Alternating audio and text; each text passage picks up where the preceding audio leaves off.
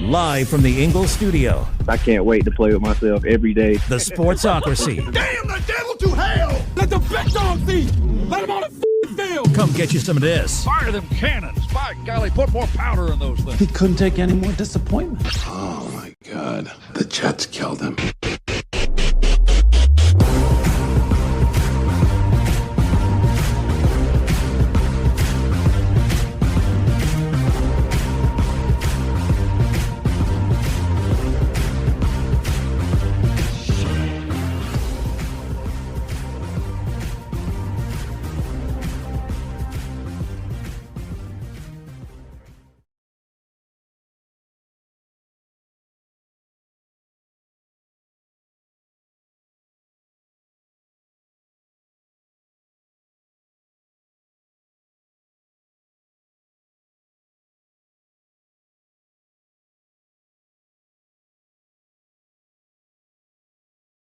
Thing that you got to make sure you do, and I forgot. There we go. Now you can hear me.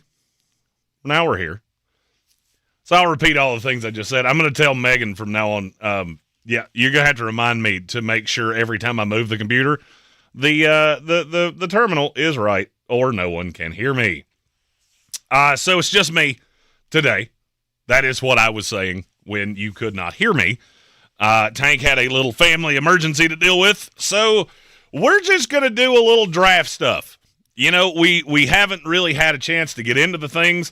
We booked all of our travel today. We are headed to Dallas, Texas, Frisco, Texas, 9 days from today. So if you're curious of what the schedule is going to look like, I will not be here, not next week, but the following. I will be at the Senior Bowl with Bill Workman.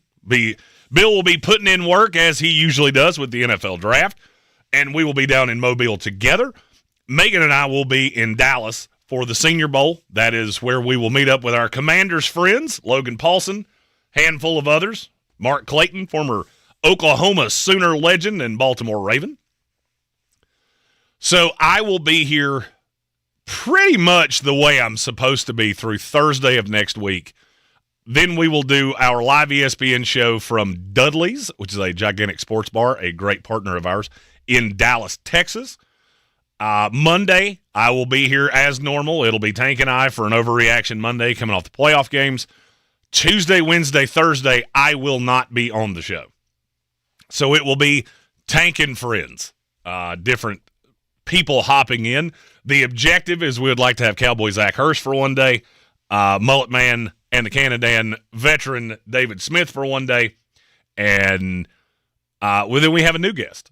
We have a new friend that we'll introduce you to for one of those days while I'm gone. And in a first in Sportsocracy history, it's a lady. We've never done that before. Very, very bright girl that is coming to work with us. We're very happy to have her. She is taking over our social media. She loves sports. She's very knowledgeable about sports, and we're very happy to have her. And you'll get to meet her in a couple of weeks. But we do have to get into the business at hand. Last night, the Pittsburgh Steelers dealt us another great big playoff grumper.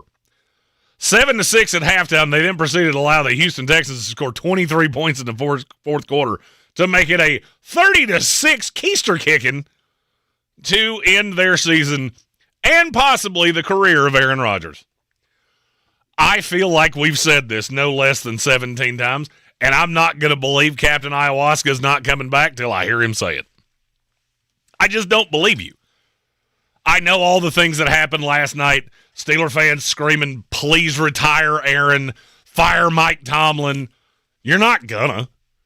Mike Tomlin will be back as the head coach of the Pittsburgh Steelers next year. If Aaron Rodgers decides he wants to play, he'll be your quarterback again, and you will be destined to another 9-8, 10-7 season that ends in the first round of the playoffs.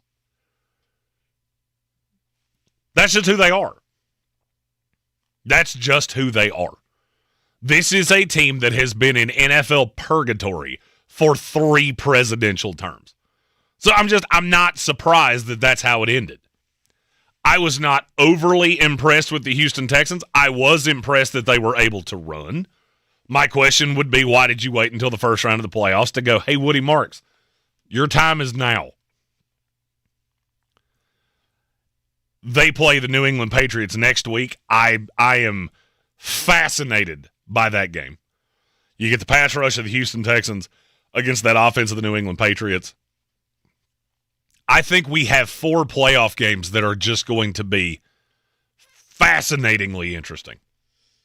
You get the Texans at the New England Patriots, the Buffalo Bills at the Denver Broncos, Los Angeles Rams going to the Seattle Seahawks, and then the San Francisco 49ers. Or no, I said that backwards. San Francisco 49ers at the Seattle Seahawks, Los Angeles Rams at the Chicago Bears. It's going to be a fascinating week of football. We have 8 teams that I think every single one of them could win a Super Bowl. I will say I like one of them significantly better than everyone else. Then there's 6 that I believe in about the same. And then there's the Chicago Bears. Stephen Tao said C.J. Stroud acted like he did a lot. He did do a lot in the first half to keep the Pittsburgh Steelers in it. He had 5 fumbles last night. That is hard to wrap your brain around, that any one player could put a ball on the turf 5 times in one game. He only lost 2 of them, got 3 of them back. But it was a very weird, very clunky night for CJ, and I'm not going to lie, all of those things went exactly how I thought they would, but Pittsburgh couldn't do anything with it.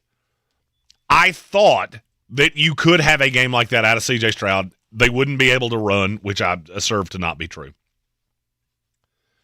And then you get Pittsburgh, who just absolutely did nothing offensively. I will never understand how Arthur Smith is employed in the NFL. I just don't get it. I don't get how anybody looks at that offense and goes, that is what I want to tie my ability as an NFL head coach to. It's clunky. It's been clunky for the better part of his existence in the NFL, and yet we keep doing it. And the more we do it, the less it makes sense to me. I just realized that was really tiny on the screen. So now let's get me to a normal size so you can actually see my face instead of seeing all of this. Paint me as one of your French girls wearing only this. My takeaway is Pittsburgh did what you would expect Pittsburgh to do. Houston stepped up specifically in the fourth quarter, and now we have what I think are the 8 best teams in the NFL. The only caveat I would say, Jacksonville's probably better than Chicago, but you got to have 4 teams in the NFC and 4 in the AFC. Jacksonville was the one that got popped in the AFC. You got 3 of the teams from the NFC West. I think those are the 3 best teams in the NFC, and I've pretty much felt that way for a month. San Francisco, to me, is significantly less than the Rams and Seattle, but I think we have the right teams. And now it's a battle to the end to see who is going to be your Super Bowl champion. We have our first Super Chat of the day. You'll be able to do that throughout this entire live stream. My goal is I'm going to go about an hour and a half, however long it takes to answer as many of your questions as I can physically get to. I am talking to myself, so your chats, your questions, your Super Chats are very welcome, and we appreciate those. We start with one, Stephen Tao. He said Aaron Rodgers can at least say his last NFL pass was a touchdown. And he's 100% right. The only thing is I don't believe he thought his last NFL touchdown would be to Houston Texans safety Caleb Bullock. Don't think he saw that coming. Timothy O'Toole says Mike Pettine's retiring. I'm not going to lie to you. I was today years old when I found out Mike Pettin was still in the NFL. He is the assistant head coach of the Minnesota Vikings. I did not know that. He was a defensive coordinator for the Jets and one of the worst head coaches in NFL history. Just awful. Patrick Holt in our YouTube chat said, this is your daily reminder that Jenny from Forrest Gump is just the worst. Hashtag penicillin and carrots. You know what's not the worst? Moe's Southwest Grill. That's what we had for lunch, and it was phenomenal. And there's some sauce in the bottom of the bowl that we got. Oh, Lord, it's hot. Damn, it's good. Today we're going to talk about some NFL draft things. We're preparing for the Senior Bowl, the Shrine Bowl, all of the bowl things. We did confirm the Canadian, David Smith, will be with us in Indianapolis for the Combine this year. And then we're going to have a column of people in Pittsburgh, April 23rd through the 25th, for the 2026 NFL Draft. David L. said, did Petrie always have this ability in him, or did the move save his career? I've always thought Jalen Petrie was a really good NFL football player. He is one of those that goofy-ass Guardian cap doesn't do him any favors because it makes him look like a weeble wobble. But he is incredibly talented. It's just he's another one of those players that doesn't really have a specific position. He does a lot of things well. And I don't know that we've ever figured out exactly what it is that he does in a fantastic way.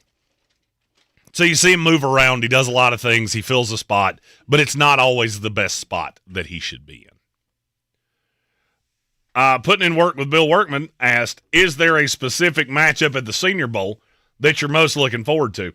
His is Indiana wide receiver Elijah Surratt versus Duke corner Chandler Rivers, and Florida offensive lineman Austin Barber, and I say offensive lineman because I don't know if he's going to play tackle or guard at the next level, versus TJ Parker. There are a lot of matchups that I'm looking forward to at the Senior Bowl. There are a lot of players that I'm looking forward to seeing at the Senior Bowl. Your quarterbacks this year, not great. If you're coming to Mobile for quarterback play, you're going to get Taylon Green, Sawyer Robertson, not a whole lot else. As of right now, the other three quarterbacks are Luke Altmaier, Cole Payton, and Diego Pavia. To me, I have more of an NFL future than Diego Pavia, but that remains to be seen. That just tells you how bad this quarterback class is. The only two of these five that I think have a chance of getting drafted are Taylon Green and Sawyer Robertson. I'd say Robertson's probably a 6 to a 7, Taylon Green's somewhere in the 3, 4, 5 range. Megan just had her first bite of the spicy sauce that's in the Moe's Bowl, and after she said a lot of things to me that could have been quantified as Samuel L. Jackson in Pulp Fiction, now she's understanding there is no itch bay to me, indeed. It is just that dadgum hot. Matchups that I'm looking forward to. I'm looking at this offensive line class. I think this O-line class is better than people have kind of made it out to be. So I'm looking at guys that can really crank up their draft stock when we get into those one-on-one offensive line, defensive line. And I'm looking at the list of names that I'm specifically looking at. Emmanuel Pregnon to me is pushing first-round grade anyway. But then you get into some of those day 2, maybe even day 3 guys. Parker Brailsford from Alabama, a center that I have been higher on. I've warmed to this center class as time has gone on because I do see what people are saying in Connor Lew. Now he's coming off the injury, so you do have to take that into account. I really like Jake Slaughter from Florida. I actually still have him ahead of Connor Lew. It's much closer now, but I have him ahead of him. But then I like Parker Brailsford as well. Then you get into the ancillary offensive line pieces. Trey Zune from Texas A&M, J.C. Davis from Illinois, Austin Barber, who we mentioned earlier, from Florida, Jennings Dunker from Iowa. I get to see my long-lost cousin up close and personal, and I can't wait to interview him and go, Jennings, one question, does your ma know my pa? Because I think you probably do. We look like weird brothers. You also get Isaiah World, who has such a wide range of outcomes in this class. He could go in the top of 2. He could last all the way to day 3. Neither one's going to surprise me a tremendous amount. Judd Bowery from Boston College is a guy that I'm warming to as I really dig into the tape. Cage Casey from Boston College. It's another guy that I like quite a bit. We have another super chat. We always appreciate the super chats. They keep the conversation going when Jeremy's just talking to himself. Excuse me. Red Sea. Question. What is everyone's fascination in Sonny Styles? Just saw another mock where we took Styles at 3 and about threw up. Here's the fascination with Sonny Styles. He's insanely fast. He didn't miss a tackle the entire season of 2025, and people are obsessed with the talent. What they're not taking into account and I think the only two people I've heard say this are myself and Todd McShay, is that he plays a position that is greatly devalued. He is an off-ball linebacker, no matter how you look at it. Even if you think he can sprinkle in some edge rusher, he's still an off-ball linebacker. So at the absolute high side of what you're going to get out of him, it's going to be an off-ball linebacker. I do not know why people are so obsessed with him. He's going to test insanely well. I don't know how fast he's going to run. I do believe he will run at the combine. He could run sub 4.4, and I don't think I would be stunned. He's thin for me. He's an off-ball linebacker. I'm with Todd McShay. I think he belongs in the top 25. If a team gets really hot to trot on him, maybe I could get him as high as 12 to the Dallas Cowboys, which is where I had him in my first mock. I'm not going any higher than that. Arvell Reese, I understand how you're getting there. I don't understand how you're getting there with Sonny Styles. It's just confusing to me. Let's go back into the chat here and see if there are questions. We start with Soaring Eagle. Oh, actually, we start with Gamma Fan. It's been 24 hours and Kevin Patullo still has a job. I have absolutely no idea why. I don't know how. I don't know how. None of it makes any sense to me, to the point of I combined why and how and turned it into why, or whatever it was I just said. Soaring Eagle for my Broncos and a mess of other fans are adamant that our one needs to be a wide receiver, and I'll take pretty much anyone except Casey Concepcion because he's a slot guy and we have Troy Franklin. Casey Concepcion's going to be a really interesting evaluation in this class because he's basically Ladd McConkey, only not nearly as fast. He's got great hands. I'm going to have him lower than anybody else. I can't really wrap my head around how he goes inside the top 40 because he is just a slot, and he's not a big slot.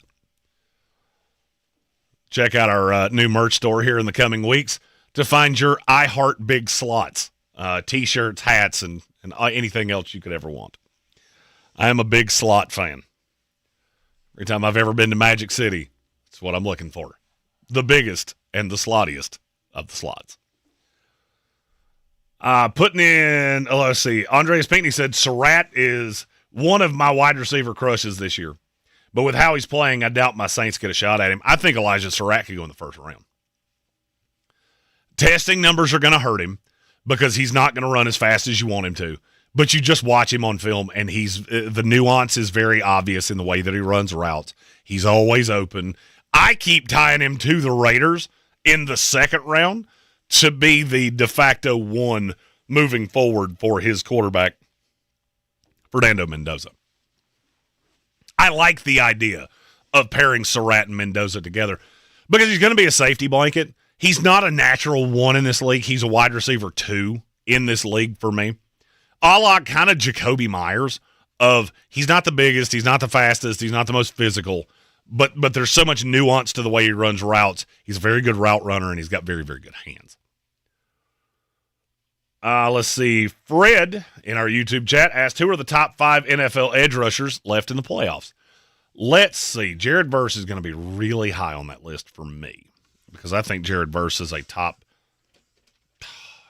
a top 5, top 3 pass rusher in the NFL. That's with everybody. Buffalo doesn't really have one that I would put in that top 5 category. Neither does New England. Houston's got 2 in Daniil Hunter and Will Anderson. Nick Benito would be up there. Jared Verse is up there. DeMarcus Lawrence has played like one this year. I don't think I'm going to put him on this list. San Francisco doesn't have... Actually, apparently I am going to put DeMarcus Lawrence up there because he would probably be my 5. I'm trying to think if I missed one. Bosa from Buffalo would be pretty close to that list. That would be just off the top of my head, that would be my top 5 remaining in the NFL playoffs. Stone Sports Podcast, what would you say is the deepest position in the draft this year? Wide receiver is insane. Wide receiver is going to have an amount of players come off the board in the first 100 picks that I think will blow people's minds. Nick Anderson from LSU is going to be lucky to go in the top 100. And outside of him, you're looking at, and I'm going in reverse order here, Zachariah Branch. Malachi Fields is so big that I think you're going to get a team that wants him as a 2. A lot of people like Antonio Williams better than I do. It's not that I don't like him. He's just undersized. I'm not wild about that. Deion Burks is one that I know a lot of people like. He is also undersized, but he's very, very fast. Omar Cooper from Indiana.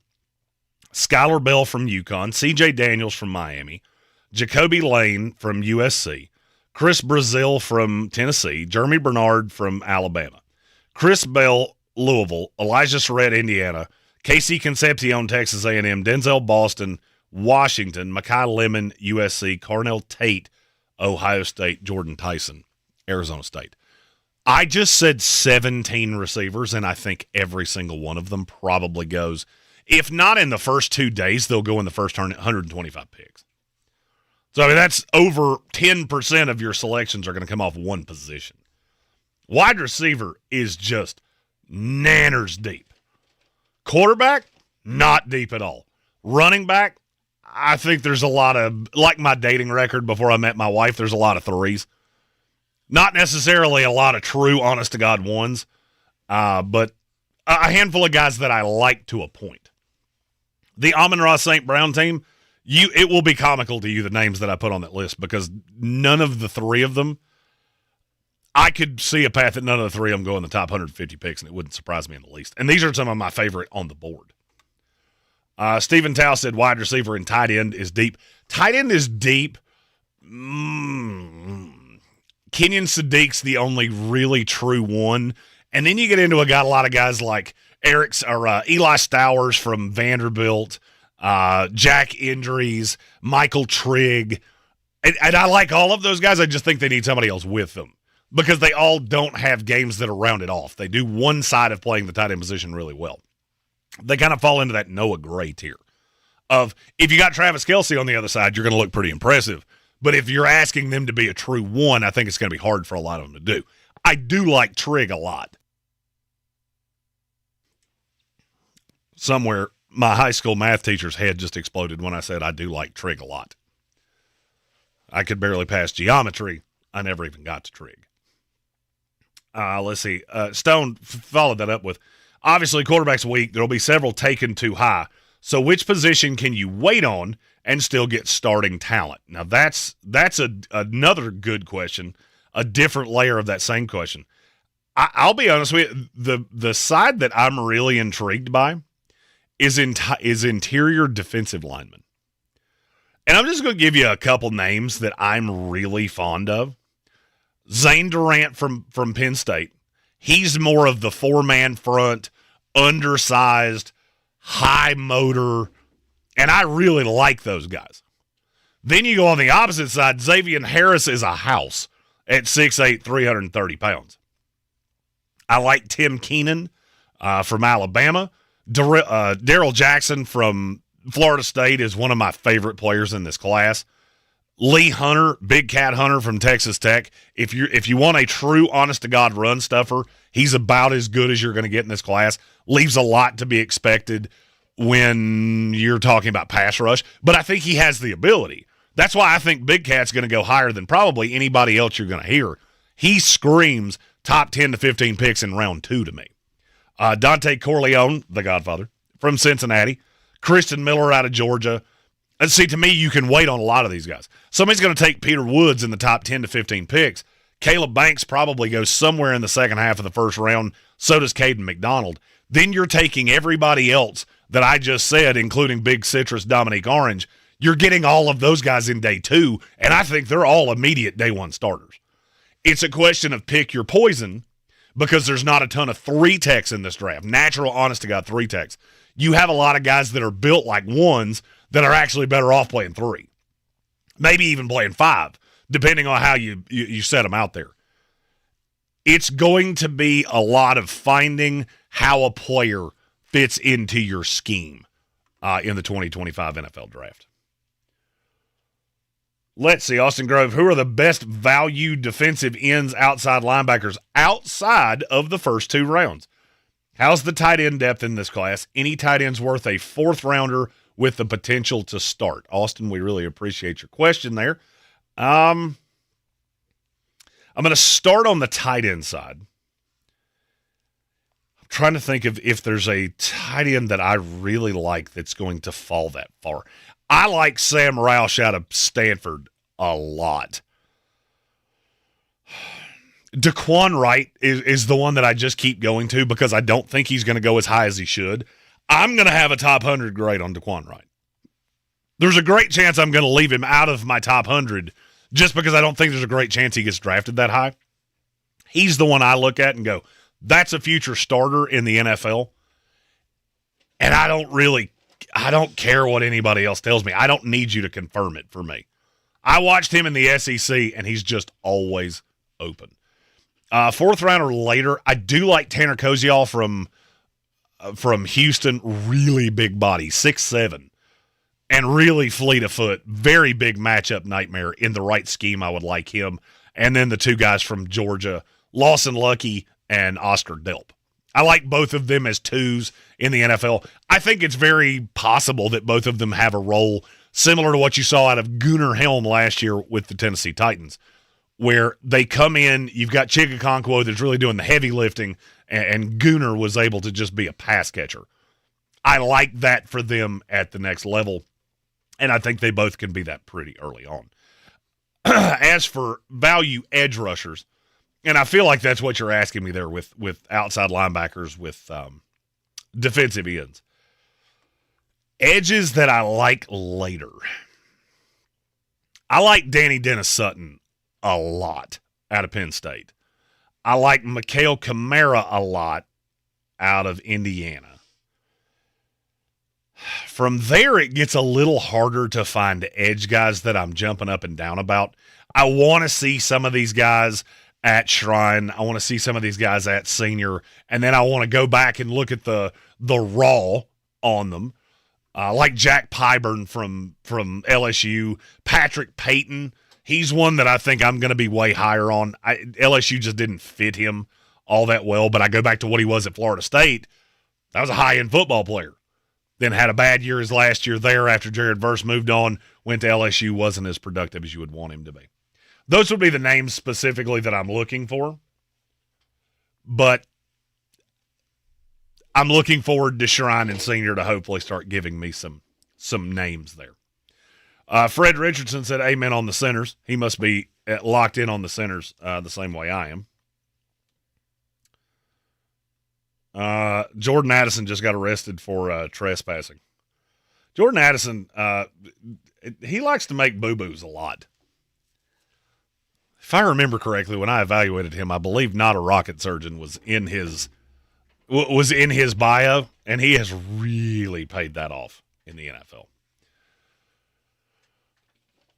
Stephen Tao said, does Pavia go full-on falafel the Heisman voters if he doesn't get drafted in the first? If he gets drafted in the first round, we should legally, as NFL draft analysts, be allowed to take the GM of whatever team drafts him in the first round and publicly execute him on the stage of the NFL draft. Because that is one of those things that would be so unbelievably stupid that I can't even – if Diego Pavia gets drafted at all, I'm going to be semi-surprised. If he went in the first round, you think I laughed my ass off last year with Shador? Holy Lord. I'll fly to your city to stand outside your office with a boombox making fun of you. But he could. Diego has very much had a me against the world personality for some time. Let's see. Snap Judgments. Randy said the preview picture of you on this doesn't even look like you. It's 100% me. That actually was me the last time I had short hair, the last time I cut my mullet off, roughly a year ago. I needed one that was just me with no Tank because Tank's not here. And that was the first one that I found. It also shows the nice fault line of a cowlick I have right in the middle of my head, which is very, very annoying. David L., have you broken down film for Damon Claiborne yet? Feel like he'll be a PPR gem. I like running back in this class is interesting, and I'm glad you asked me that. That's a really good question, David. Obviously I love Jeremiah Love. So it's Jeremiah Love's way up here. Then there's 10 pounds of excrement. And then there's that next set of running backs. And I don't love any of them. Jonah Coleman's too small for me, height-wise. Jadarian Price is good, but I've never seen him hold up to a full workload. I mean, he played 242 snaps this year. L.J. Martin is a big, thick kid. I'm just afraid he's going to turn into – I think he's Tyler Algier 2.0. You can be a good second running back. I don't necessarily know that you can be the guy.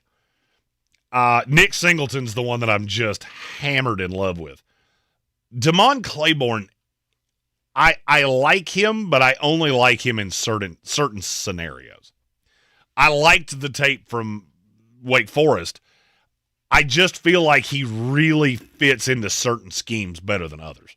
And as we go down the rabbit hole, I'll elaborate on what that is and teams that I think he would be a fit for. Justice Haynes coming back to school really hurt this running back class. The two that I'm very high on are Le'Veon Moss from Texas A&M and Desmond Reed from Pittsburgh. I think those two are going to be absolute finds for a team in the NFL. Desmond Reed has outrageous balance. He's not the biggest kid in the world. He's just insanely hard to bring down. And I really like that out of running backs at the next level. Balance is one of those underestimated things that people don't necessarily put enough stock into. Snap Judgments. Randy said the safety group at the Senior Bowl is a really good group. Let's see if I can find the names. Right there it is. A.J. Halsey. That's a name you're going to hear me say a lot. The number next to his name is way higher for me than it is for anybody else that I've seen. Michael Taffy from Texas is one that I like quite a bit. Kamari Ramsey, I've seen a lot of hype on him. I'm not as high, maybe as the industry, but I still like him. I like the safety class is really good. I haven't looked at it as just that class yet because you got Jalen Kilgore, who I really like. You got Zakee Wheatley, who I really like from Penn State. And then the one that I'm just on fire for Christ for is Emmanuel McNeil-Warren. That kid out of Toledo has second-round pick, day one starter, absolute dog written all over him. Follow us on all the social medias over the course of the next 2 weeks for all of the previews, position groups, players to watch, where these players could fit in the 2026 NFL draft. First time I've done that this year. We will be getting all those things out as quickly as we can get them to you, including 3-round team mock drafts, which start firing out today. 60-second clips, your team's mock draft, and then the full elaboration in a YouTube video that will follow the following day. Let's see. Putting in work. Snap Judgments also said Cage Casey from Boise. I'm a big fan of Cage Casey. I like him a lot. Putting in work, this center class is 4 guys at the top and then another 10 or so afterwards. I agree with you on that. I originally saw Jake Slaughter. I wasn't as in love with Lou. I didn't really like a lot of the other guys. Now I'm getting to that point of, okay, there's 4 that could start in the NFL, and then there's another 10 that are nice depth that can switch between guard and center. I apologize. I hit the wrong button, and I lost my place, and I did not realize how far behind the chat I was. Gambit fan asked how far is Chris Bell's draft stock fallen given his injury. I think the injury definitely doesn't help him. I'm not as in love with his tape as a lot of other guys are, and I see what it is you see in Chris Bell. I've just seen a lot of those guys go to the NFL and be kind of nondescript. Those guys tend to become DeMarcus Robinsons at the next level, and that scares me. Not in that they don't have a role. I mean, DeMarcus Robinson's been in the NFL for, 8 years? They have a role. I just don't know that they're ever going to be that legit, honest-to-God 2 that I would need you to be to go at 40. What I think is between the tape, the deep dive of the tape, and the injury, Chris Bell is going to slot into where I think he more belongs, which would be in that 60 to 70 range. I think he's probably going to go sometime late in round 2, early in round 3. And trust me, that will be better for him because he'll come in as a 3. He'll be able to work in as a 2. There's not going to be crazy expectation for him. I don't think he's ready to be a top 40 pick. I like Chris Bell, just not in love with him. Eat and Sleep Football said Sonny Styles is another combine freak, just don't think he's a good field soldier. I think Sonny Styles can be a really good off-ball linebacker in this league. Unless you tell me he's going to be Fred Warner, I don't want to take that guy in the top 5. I don't want to take that guy in the top 15. So to me, he slots in between 12 and 25. That's the range for Sonny Styles. Anything higher than that to me is just completely lunacy. Stephen Tao said this is very he's a guard vibes. We're going to say that a lot because there are a lot of guys that played tackle in college football that are going to end up playing guard in the NFL. You will hear that phrase a lot over the course of this 2025 NFL draft season.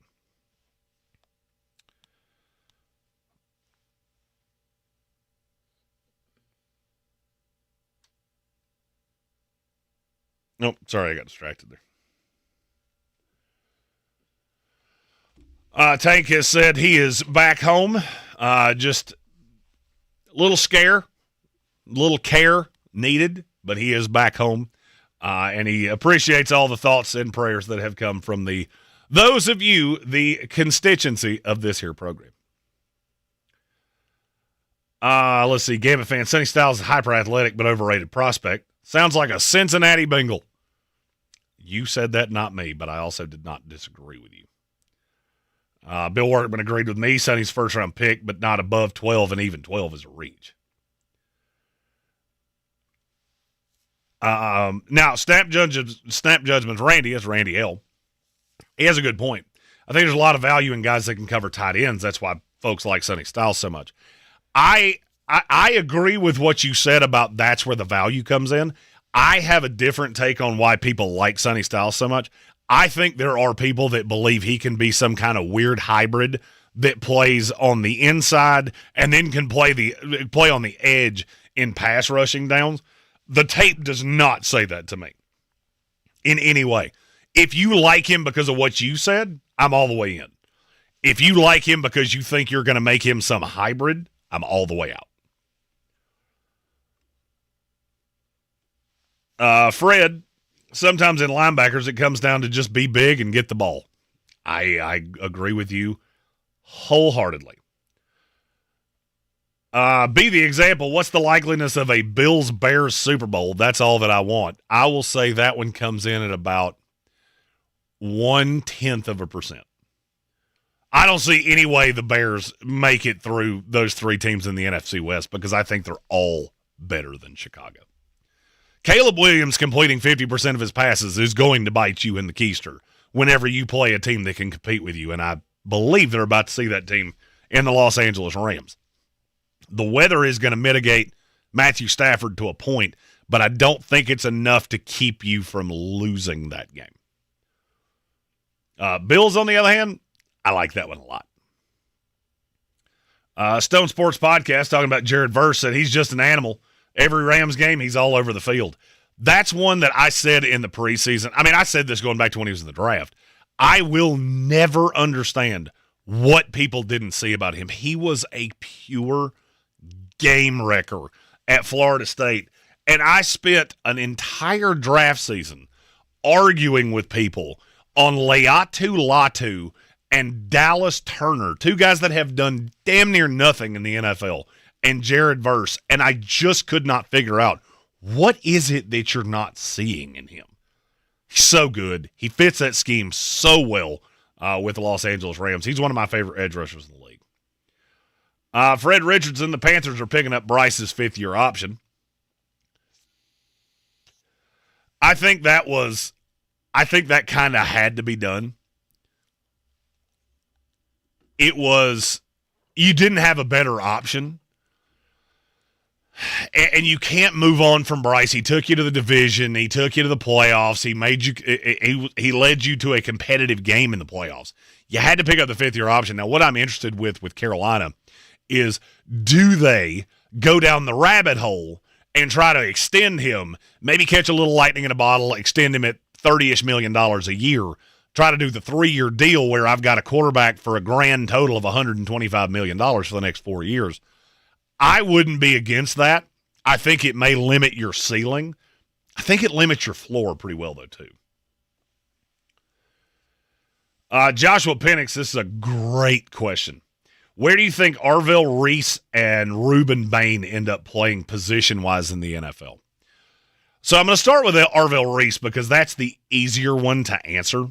Arvell Reese is going to play on the edge. I think he's going to have a role very similar to Harold Landry, where he's going to stand up some. He's going to have his hand in the dirt some. He's going to play outside linebacker in a 3-4. And then there will be times that you play more of a nickel set, and he's going to play standing up. I think he's a chess piece. I have come to like Arvell Reese better as time has gone on. It's not that I didn't like him in the beginning. I always have a bit of an issue with guys that it's hard to draw a straight line to where if things go sideways and you don't develop as a prospect, where are you going to play? Because Arvell Reese is insanely thin. If you try to play him as a constant box linebacker, I think you're going to have a problem. I also don't think he should go that high if that's what you're planning on doing. He's really good against the run. He needs some work as a pass rusher, and you're going to have to round him off doing the intricacies of playing linebacker or edge in the NFL. He is a work in progress. In any other draft class, he's probably not going to be the 3rd, 4th pick in the draft. Probably would have fallen somewhere in the back end of the top 10. I mean, his closest comp is Micah Parsons. He's taller than Parsons, and he's not as refined of a pass rusher as Parsons. Micah went 10. Now, there was some personality issue there. There were some character red flags that I don't have any of that with Arvell Reese. I do worry that the best position he plays is as an off-ball linebacker, and he's really thin to do that. So that scares me a little bit. Reuben Bain, that one I get very, very varying opinions on Bain. There are some people that think Reuben Bain's going to have to play defensive tackle in the NFL. I think he can. I don't think he has to. A lot of people see a defensive lineman at 275 pounds and go, invariably, that guy's not going to be fast enough to play on the end of a 4-man front. I don't really worry about that out of Reuben Bain. I think he fits really well with the Kansas City Chiefs if he were to fall that far, especially if Jeremiah Love didn't fall that far. And I'm using an NFL Draft Buzz comp here. Ashton Giotti that went to the Kansas City Chiefs last year, they kind of remind me of each other in body makeup because Giotti was one of those that he's not as fast, but he's just a damn good football player. And as the season went on in Kansas City, he got better and better and better. Reuben Bain's going to be the same thing. You're just going to have way more draft capital wrapped up into him. The difference in Reuben Bain from Giotti to me is that you have a tremendous first step, a tremendous burst out of Reuben Bain that I didn't get out of Ashton's tape last year when we were doing this. So I think Reuben Bain's a no-doubt top 5 guy. If you want him to play in on the outside, first 2 downs, and then some sub-package interior, there are guys that do that in the NFL. I'm not disturbed by it. I think he's such a valuable piece that I have him in the top 5 beyond a shadow of a doubt. Joshua Penix, I hope that answered your question there. Randy, Chason can't be too far outside of the top 5 with his 2 sacks so far in this playoffs. The only thing I would say about that is he played against 2 tackles that should be playing in the XFL. Chason, to me, is a good sub-package edge rusher. The question I was asked is who are the 5 best pass rushers? And maybe I took that too literally of I'm looking at guys that play on the edge, overall players. If I'm looking at guys that just win as pass rushers, Chason's going to be closer. As an overall, he's significantly lower because he's borderline useless against the run. But Randy, I do get your point. If and that could just be that we were both reading the question differently. And now that I'm thinking about it, you probably read it right and I probably read it wrong. So if it's just pass rusher, Chason's up there pretty high.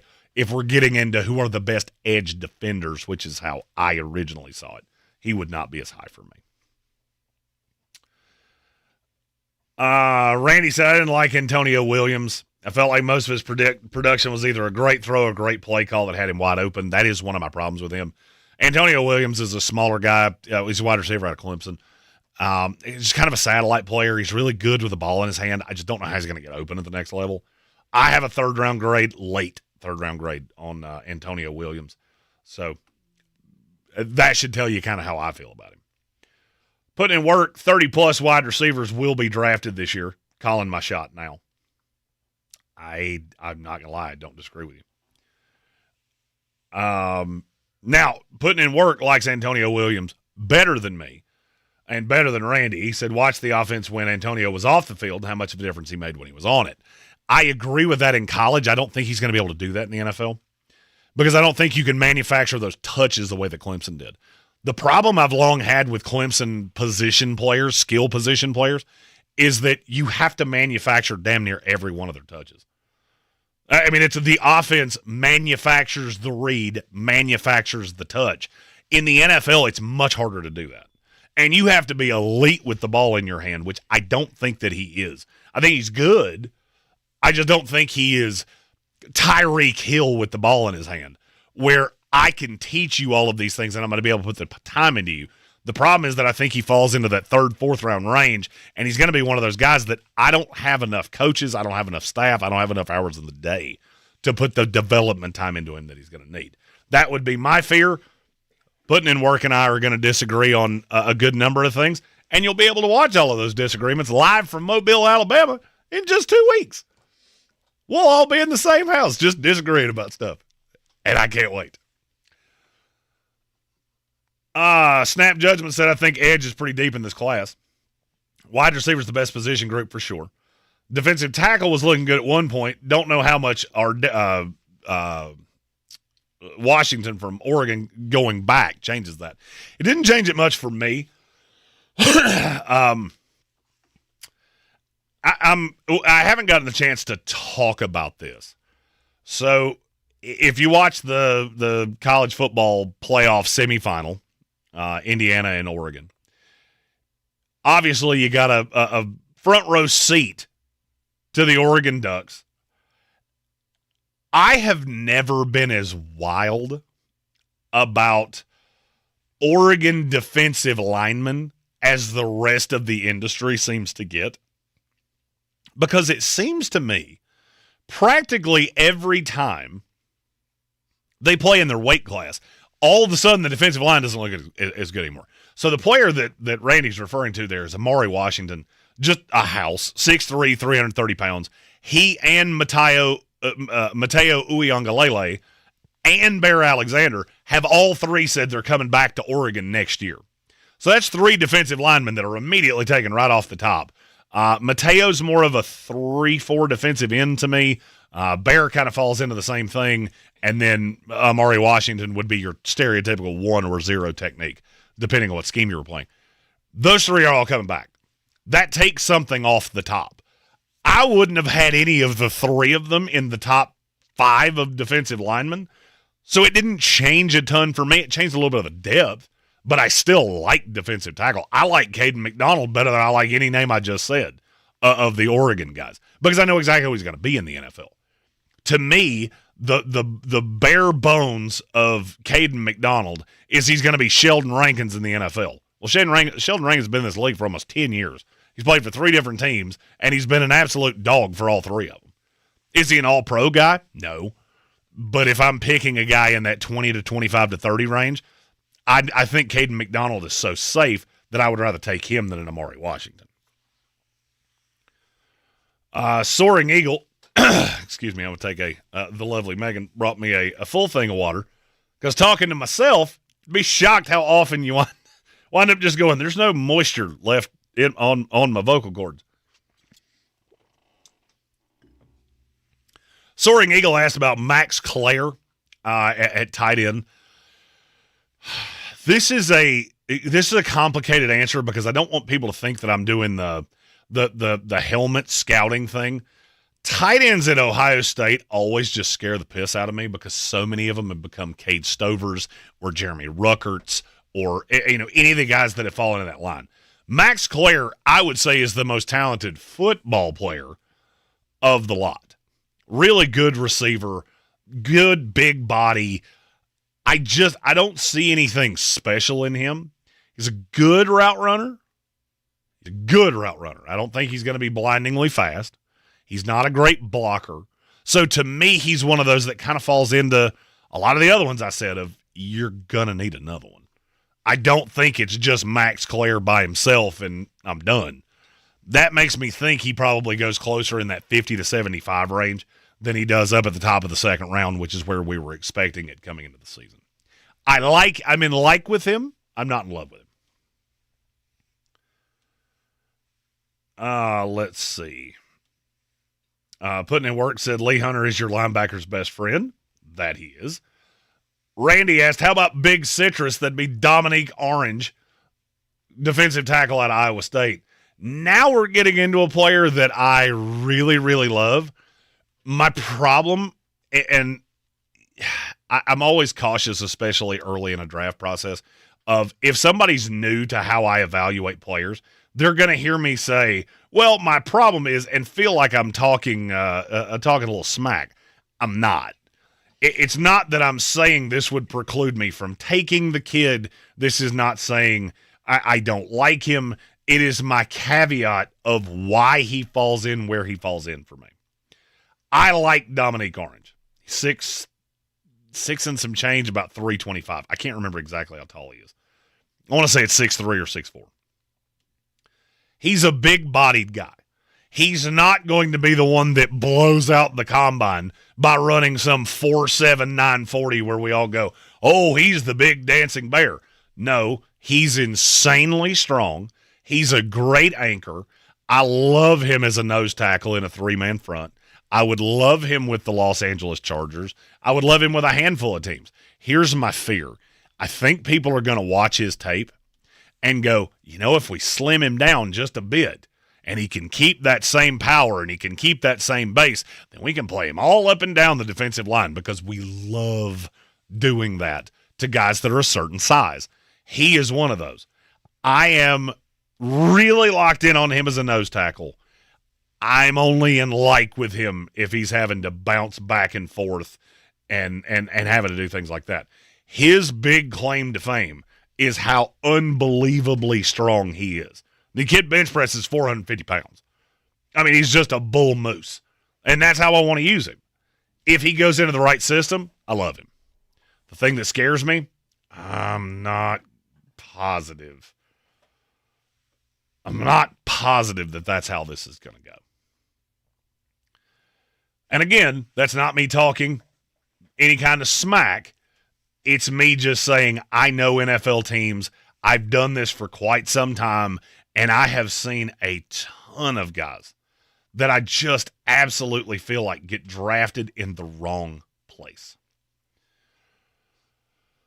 Our next one, also from Randy. What's your take on Malachi Lawrence, polarizing prospect? I know guys that have him literally in the top 10 to 15 in the class, and others have him as a top 15 edge.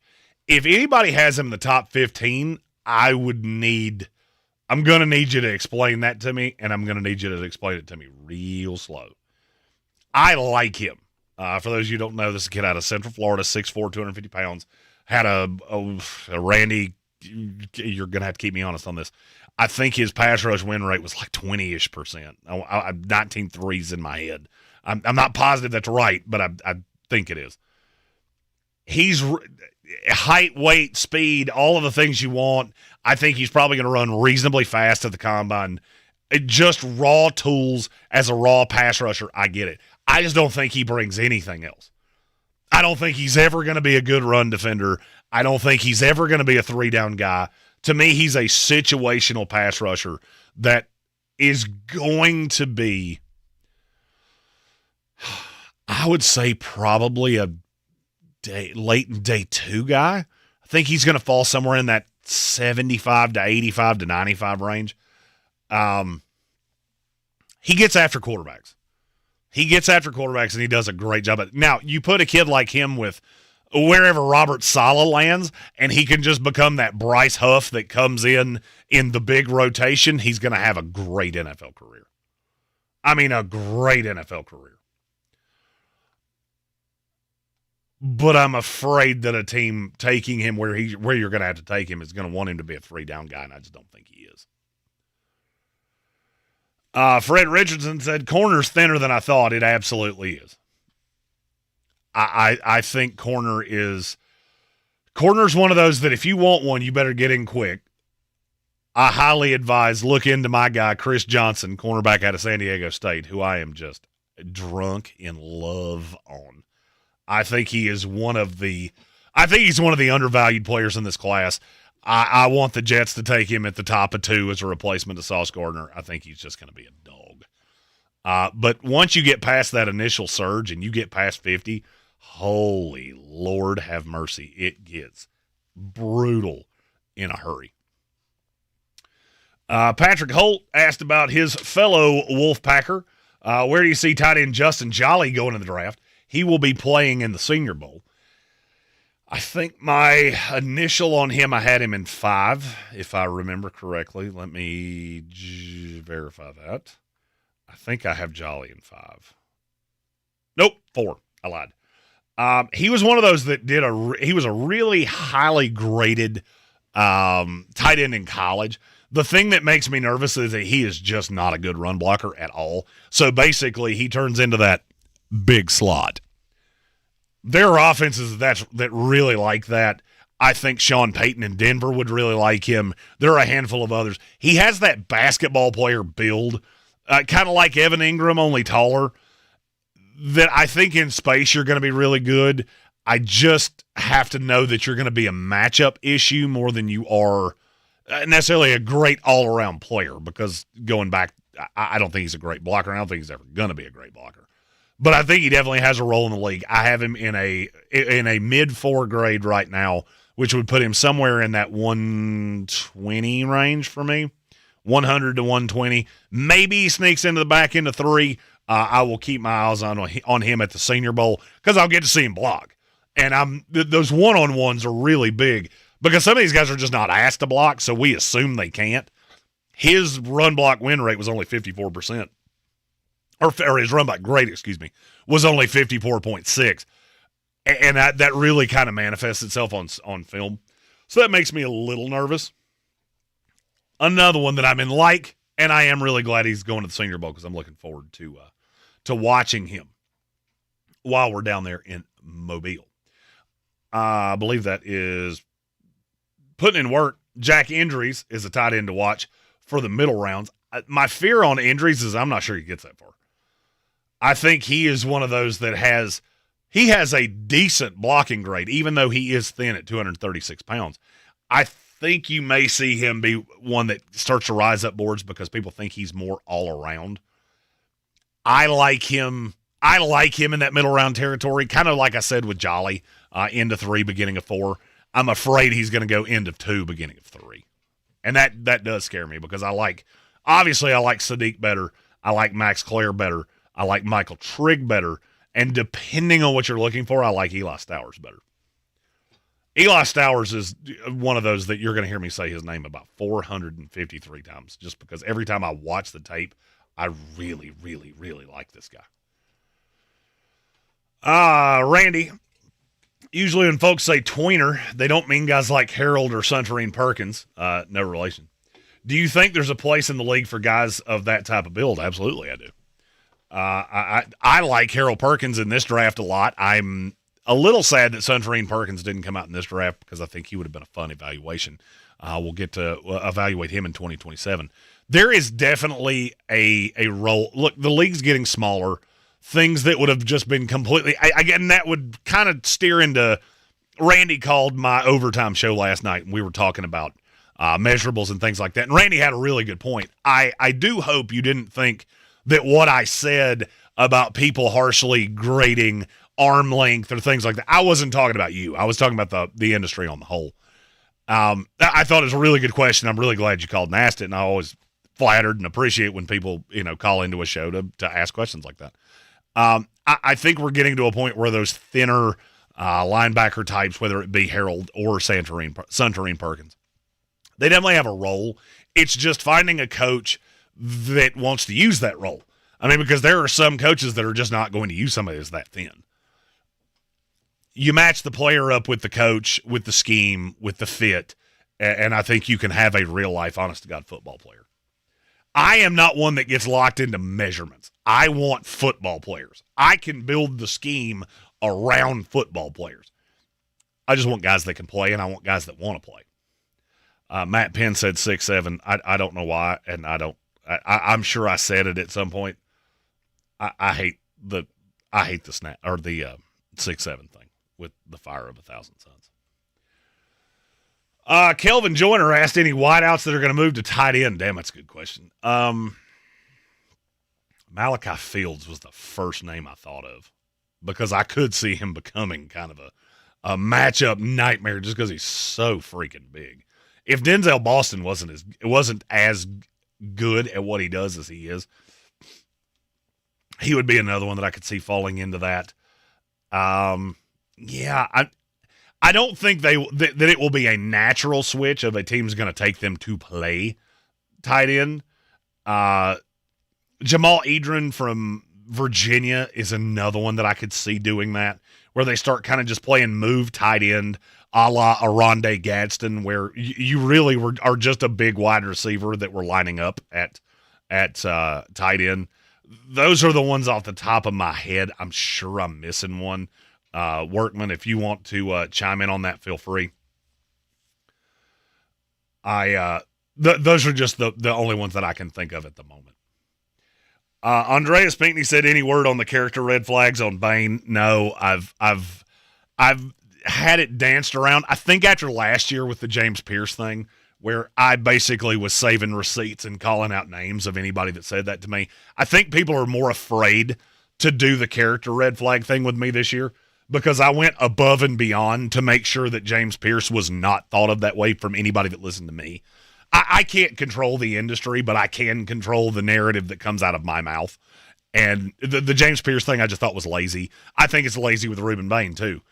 I don't know as much. I'm hoping when I get around the scouts in Frisco and in Mobile that I'll have a better answer to that.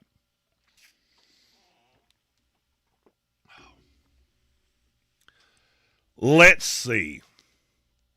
Randy said, I think Banks versus Pregnon or Slaughter will be my favorite trench matchups at the Senior Bowl. What about you? I do really like some of those offensive linemen that we talked about earlier. Pregnon is definitely really high on my list. As for the edge, which edge do I want to watch going up against these guys?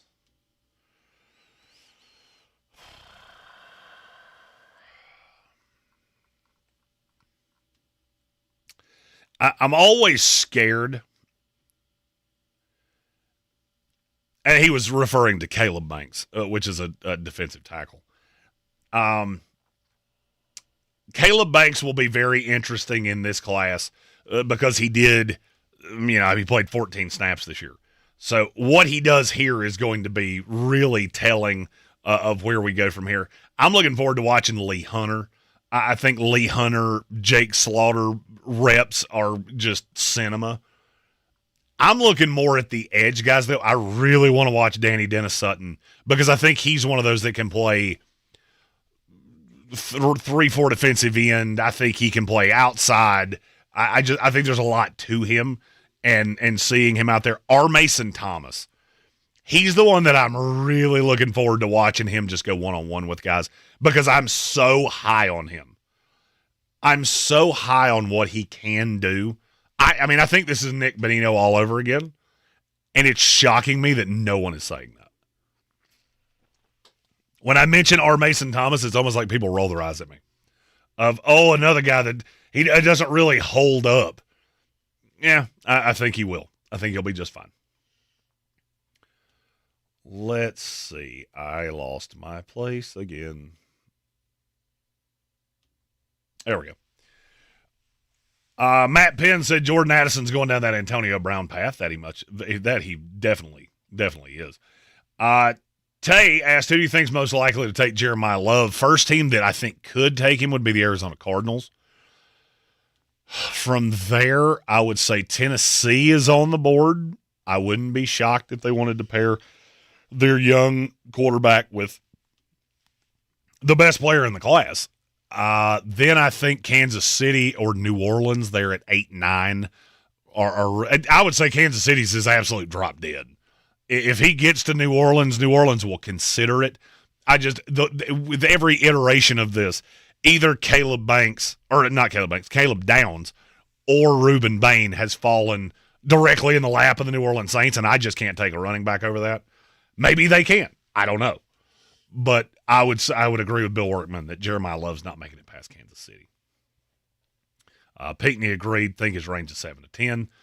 Randy said Ted Hurst is a kid out of wide receiver out of Georgia State that I'm just in love with. Is the guy at the Senior Bowl that I know the least about, but have heard the most about. Do you have any thoughts on him as a prospect? I love this kid.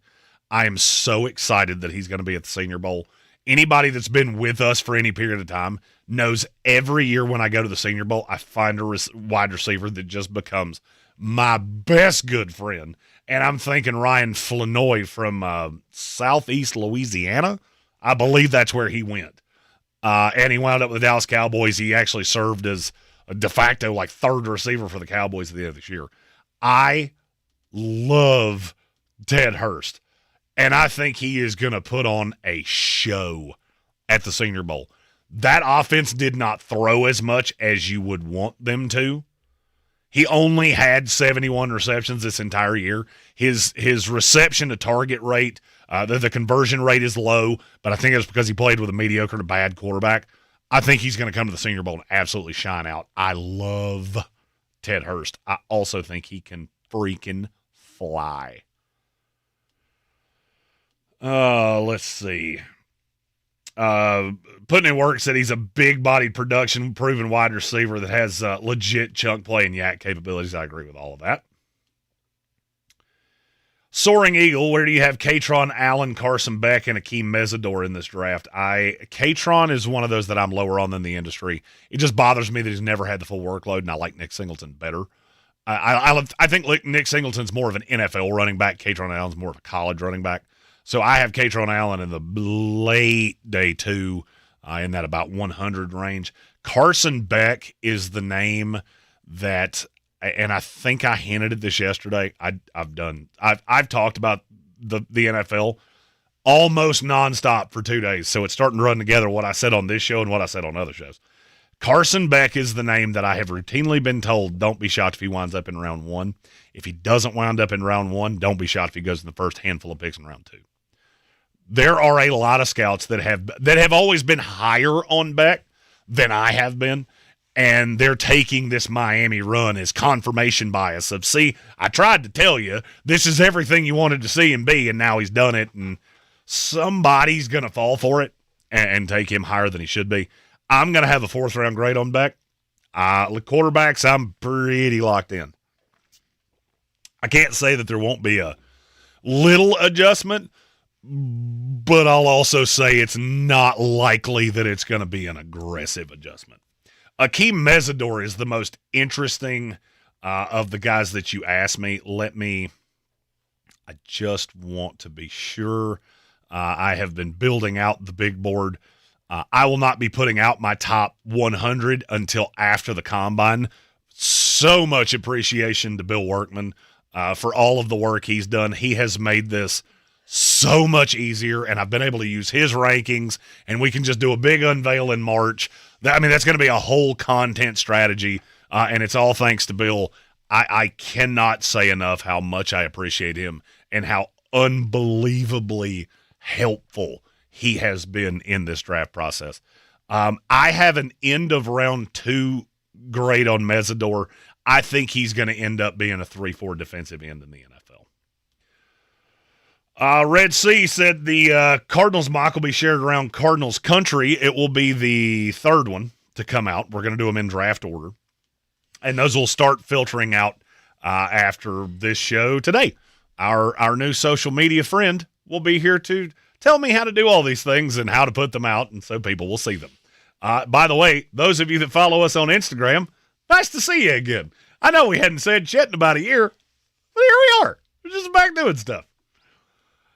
Let's see. Bangus said, hey, the draft nerd, how high are you on Howell? I'm going to assume you're talking about Cassius Howell.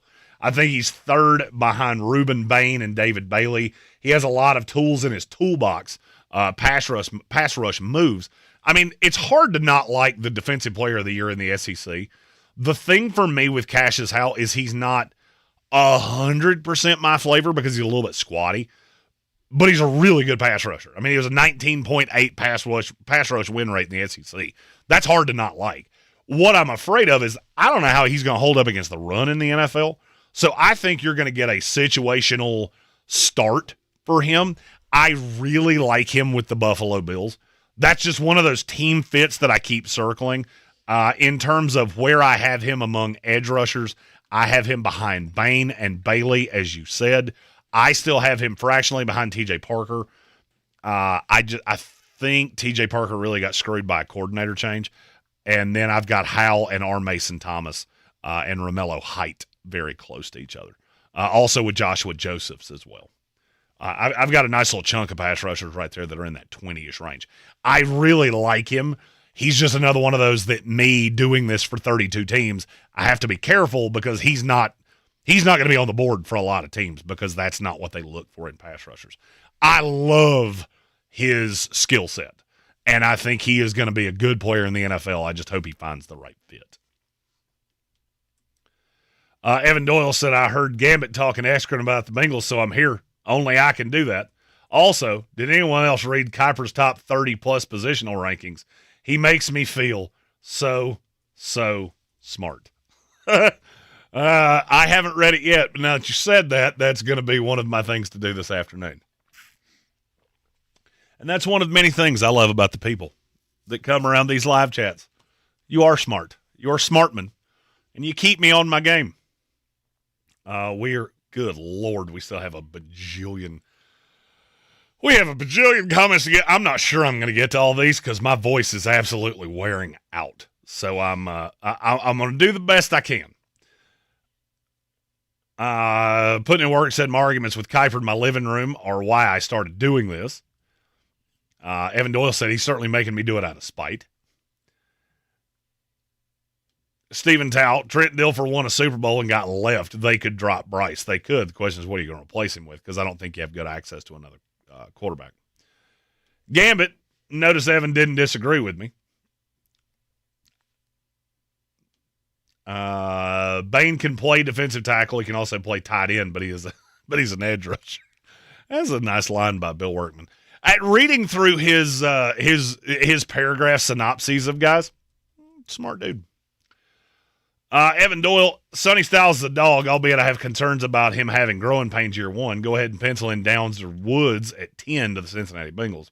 I'm going to need to see Dunker have baby arms, can't jump, and his legs are broken and made of glass. Until I have those details confirmed, he's a tackle and he's top 4 to me. I love not brother Jennings Dunker. I'm in love with him. I think he's going to be a really good guard in the NFL with the ability to flex out and play tackle. I absolutely love those guys. Red Sea said, damn, the Senior Bowl is already only 2 weeks away. Yes, it is. We booked our plane tickets this morning. I'm very excited about it. I am going to have to find a copy of my birth certificate because you remember that thing I said about Real ID of, screw it, I'll do that before it matters again? I didn't. I didn't do that. And so now I have to go to the bad kid line and go through that line at least the one time. The really annoying thing is that we have to go through TSA twice because it's not all in one day. Because we have to fly from here to Dallas to Mobile. And then we're going to have a fun car trip back with Bill Workman, and I'm super excited about it. Let's see. Randy said, just physical skills, things I've seen on tape. I put Antonio Williams right in the same grouping as Singleton and Rivers. All about the same height. The other two are faster and quicker. I agree with you. Andreas Pinckney, the Senior Bowl is going to be dope. One day I will get there. You let me know when. We'll get you on the list, my friend. You just tell me you can make it. we'll make it happen for you as well. That's how we met Bill Workman the first time, because Tank was like, I can't go to the Senior Bowl. And Bill went, I can. And a year later, he is integral to our NFL draft productions. Let's see. Mobdy said, Jeremy, do you think the Jets will compare Dante Moore against next year's quarterback class? I do. I also, it's so funny. In one day, I was completely convinced Dante Moore was coming back, and then I was completely convinced he's coming out. Dominic's his dad. Dylan Raiola would not have committed to Oregon unless Dante Moore was coming out. So I think Dante's coming out, but I'm not positive the Jets are going to take him. After that semifinal game, you got to be looking at him going, that kid's not ready. He's not ready to be as highly selected as he's going to be. Evan Doyle said defensive tackles insanely thin on the high side. Take them early or else. I don't know that I would agree insanely thin. We talked about defensive tackle earlier. Obviously, Peter Woods is the one. And then for me, you've got Caleb Banks, depending on how you feel about the injuries. Caden McDonald, who if you need a guy that just stuffs the run, that's your Huckleberry. Kristen Miller, that I think is more of an all-around, really high upside. I like him a lot. You get a little Lee Hunter. I like him. I mean, to me, defensive tackle is about 8 deep before I'm into the, crap. Now I got to take a shot on a guy. Randy said Derek Harmon certainly bucking the Oregon defensive line trend. He is good. He has been good for Pittsburgh. Took him a little time to come on, but I agree. Evan Doyle asked Bill Workman, are we in agreement on there being 2 round 1 interior defensive linemen? I can tell you, if you two agree on that, you do not have agreement with me, because there is no doubt in my mind Peter Woods is going in round 1. There is no doubt in my mind Caden McDonald is going in round 1. Caleb Banks should. Kristen Miller might. That's really the 4. Lee Hunter would be, I think he could get close depending on what he does in the pre-draft process. But I'll say Woods and McDonald definitively. Banks is about 90%. Because his tape from a year ago is just really good. Let's see. Doyle said he has Hunter, Woods high. Okay, it's Hunter and Woods high. McDonald and Banks in round 2. If you've got McDonald in round 2, then yeah, you're going to have 2 defensive tackles. I think he's better than that. And I get it. He doesn't do much against the pass. He's just that damn good against the run. We have a super chat. Let's find a button to hit right here. Let's go. I'm just.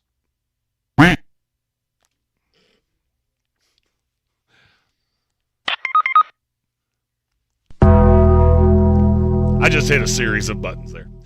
Jeremy, assuming both quarterbacks go 1 and 2, who do you think the Cardinals could trade back with for Bain, Tate, Downs, etc., for that team to take because I want Maui Noah? That's where the problem comes in, is that I don't know that anybody's – I don't know that you're going to get a ton of teams that are – and I mean, I feel like I've said this for a lot of years in a row. I don't know that you're going to get a ton of movement on trades. The one – and I don't think this would apply to you, A, because they're in your division, but also because I'm not sure you want to drop back that high, would be the Rams. If the Rams target a guy and go, that's our dude, then I could see them making a move. They're really the one that makes the most sense. If you look at the draft order, there are so many teams up this high that they just need so much.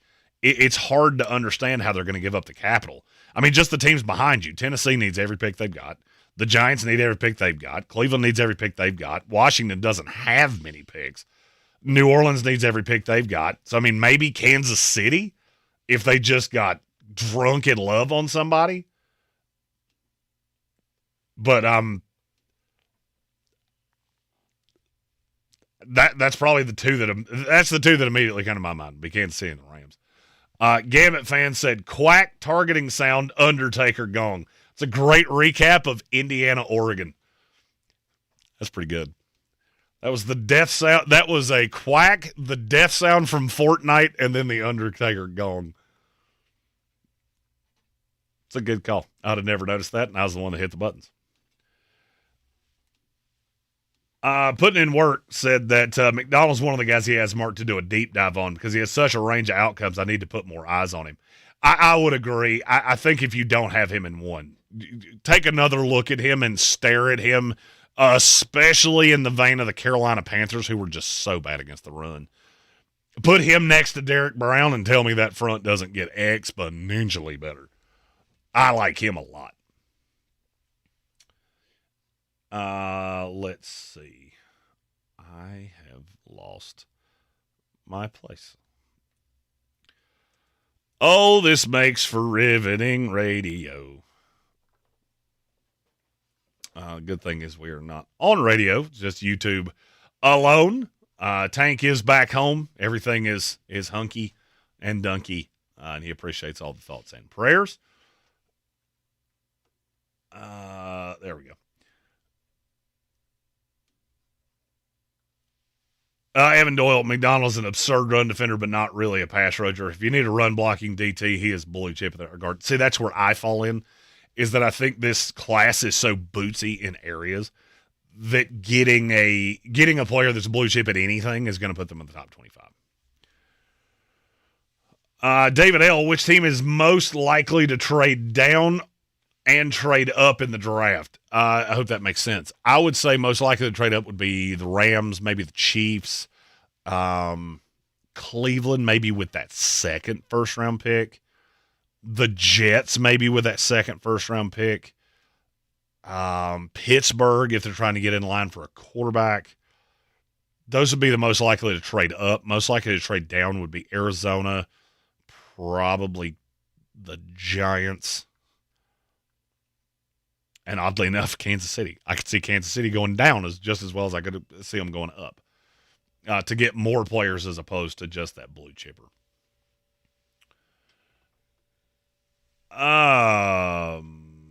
Randy, all eyes will be on Chris Johnson, who you've spoken about. Can you talk about Hezekiah Masses at all? Okay, so that's the first name I've been asked that I'm going to have to go to my notes.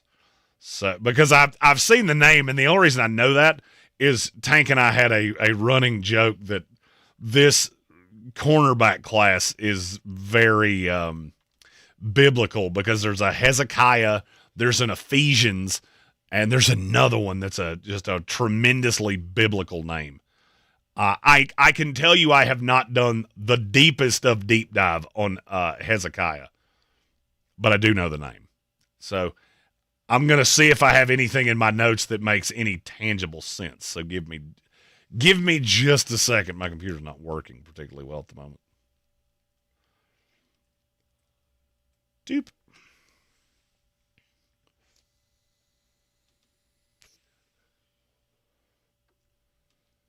Nope, that's not even the right class.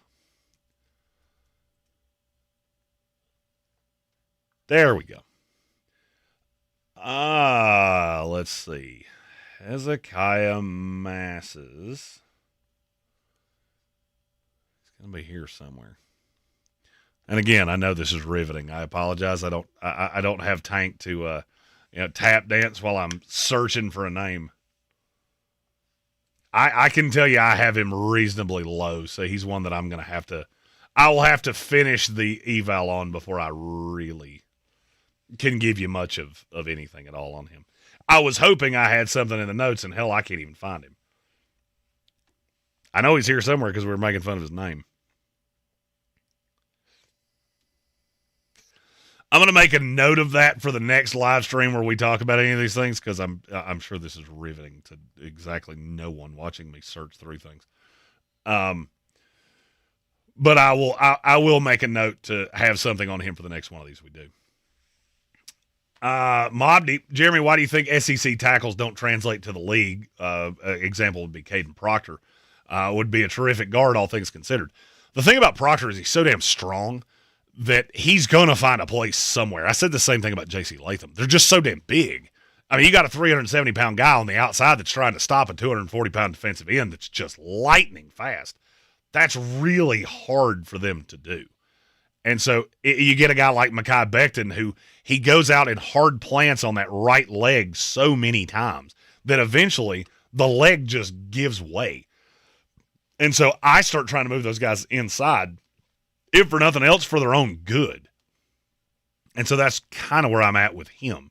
And it's different with different guys. Some of them I don't think they're fast enough. Some of them don't have the burst. Some of them aren't strong enough. Some of them are too big. There's a lot of those. So I hope that answered your question. As we go along, I'll try to do a better job of answering why each individual guy is more of a guard than a tackle in this league.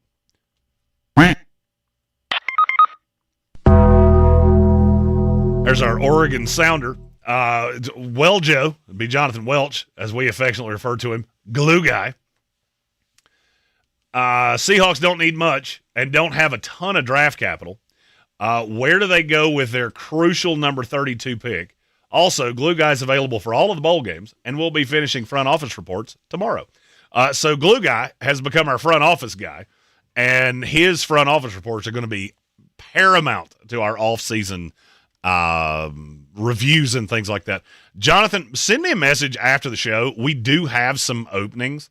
I need to get those to where they need to get to in the next probably 24 hours. So if you mean that, shoot me a message and we'll try to get a plan on the books of where Glue Guy is going to fit into this draft process.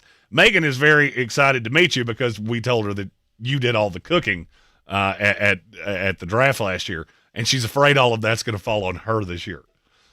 Not because she's a woman, but because all the rest of us forget to eat. She's learned with Tank and I, we only eat when we're told to eat, so us cooking anything is highly unlikely. Patrick Holt was talking about Jolly, said State, rarely used him as a blocker.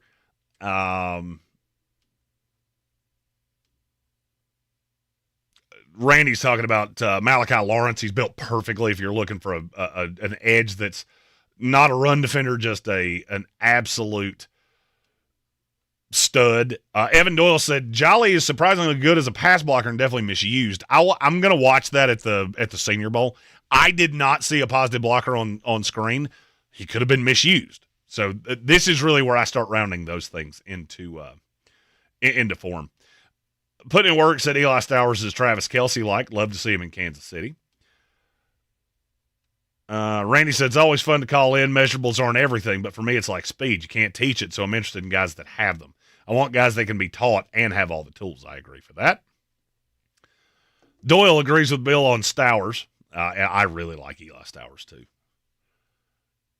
Randy, I don't always want guys necessarily that have been taught. Sometimes they got the tools and need to be taught better, coached differently, whatever it is.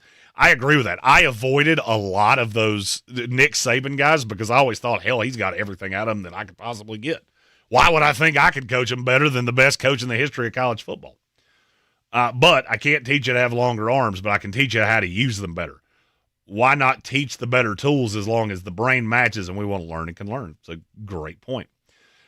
Evan Doyle, that's one of my dirty little secrets. And Megan and I are the only two in here, so she's the only testament that I can get. The kid from Toledo, how many times have you heard that name over the last 2 days? We've really dug into the draft stuff. She just started nodding. Like, I know that name. That means you've said it a lot. Because, see, outside of this stream, I talk this fast all the time. So I hear a name 5 or 6 times. It's probably what I need to know. Randy was talking about Pregnon and Slaughter against Banks. I'm very fond of that. Now he's going over to the Shrine Bowl rosters. I like Jaden Roberts. I don't understand why the rest of the industry doesn't like Jaden Roberts. What kills me is how many people defended Tyler Booker last year and then hate Jaden Roberts this year. And I go, you understand that doesn't make any damn sense, right? Because they're largely the same guy. Just heavy-footed and strong. The difference is that One of them's a really good run blocker. Why is that not the one I don't get it. I like Jaden Roberts as well. He likes Inez Cooper as well. Could you see others developing as a starter down the road? He's asking me on the Shrine Bowl roster. Let me pull up the Shrine Bowl roster. We got through a lot of the stuff with Shrine, and we've moved on to senior for our prep. Let me see if there's Armaj Reed Adams is one that I am drunk in love on. He's from Texas A&M. The rest of these guys are not interior. Falmo from Wake Forest, I'm really high on.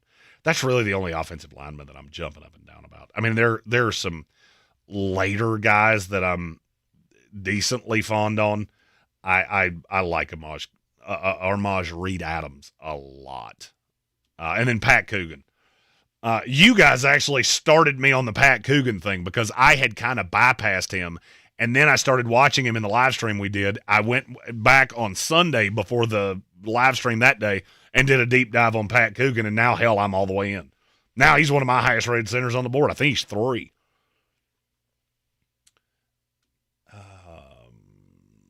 Randy also says, I kind of like the Miami linebackers, Biasante and Torrey. I like Torrey a lot as later options. Any thoughts on those two? Biasante, I have not watched a ton of. He's been one of those that's been almost like osmosis, that I've seen him while watching other players, and so I can't. I can tell you I did not like his tape as much this year as I had in the past. I really like Muhammad Torrey.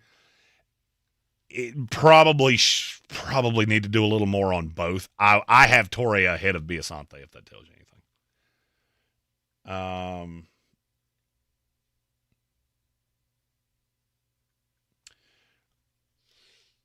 Let's see. Halsey asked how many first-round running backs are even left in the playoffs.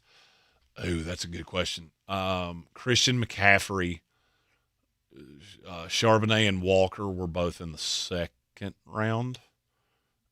DeAndre Swift. The Rams don't have one. The Bills took Cook in round 2 or 3. Travion was very close. He was a very early second-round pick. The Broncos only have R.J. Harvey, who's a 3, and Houston has Nick Chubb that was close, but not quite. It is rare to see first-round running backs, and there's a reason. I mean, look, it's just rare that a running back can have that kind of impact, and their careers are just so much shorter. Randy, I want to keep an eye at the Senior Bowl on edge Vincent Anthony from Duke. Any thoughts on him? He caught my eye versus Illinois with 3 sacks versus J.C. Davis. So that's and this is just me being 100% honest, that's the only full film I've done on him. I like him. I'm afraid I like him because I basically watched a highlight reel, which was him against Illinois. I need to do a little more on him, but that is what we're working on in prep of the Senior Bowl. I really like that tape, but then again, he had 3 sacks in one game. Detroit Fan Man said, so off topic. Sorry, nothing's off topic today. This is just a mailbag. You can ask whatever you'd like to. Interviewing 3 OC candidates, Jake Peets, the Seattle passing game coordinator, Mike McDaniel, and Mike Kafka.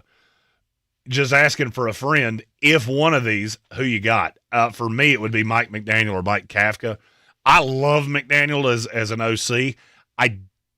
I would be curious if he doesn't get a head coaching job and he's interviewed for a bunch or is interviewing for a bunch.